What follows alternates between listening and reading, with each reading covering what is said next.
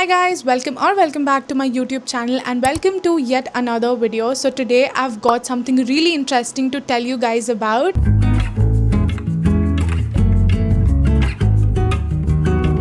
Okay, so lately I've realized that AI has quietly become a part of everything I do, whether it's trying to understand a topic before an exam, planning my day, researching something, writing emails, brainstorming content ideas, or simply just getting unstuck when my mind just refuses to cooperate. I somehow end up using AI almost every single day, and I'm sure a lot of you can relate to that as well. But you know, one thing that always annoyed me is having to jump between different platforms depending upon what I need. Sometimes I'm just studying, sometimes I'm just working upon content, sometimes researching, and for that constantly switching between tools can become a bit too overwhelming, especially when you're already trying to balance so many things on your plate: college, assignments, deadlines, content creation, and everything that comes in between. So recently I came across this platform called Use.AI, and you know what caught my attention was that it brings access to more than 25 AI models into a single workspace. So now instead of opening multiple websites and tools, everything is available through one dashboard, and you can even compare responses side by side to see which one works best for your task. You know what I found interesting was that it's not designed for one type of user. Whether you are studying, doing research, planning projects, creating content, solving doubts, or simply looking for information quickly, it gives you access to different AI models in one space. Moreover, it also supports voice interactions and multiple languages, which makes it a lot more flexible depending upon how you prefer to work. And since I regularly use AI for college and content creation, I was genuinely curious to see whether having everything organized in one platform would actually make my workflow smoother and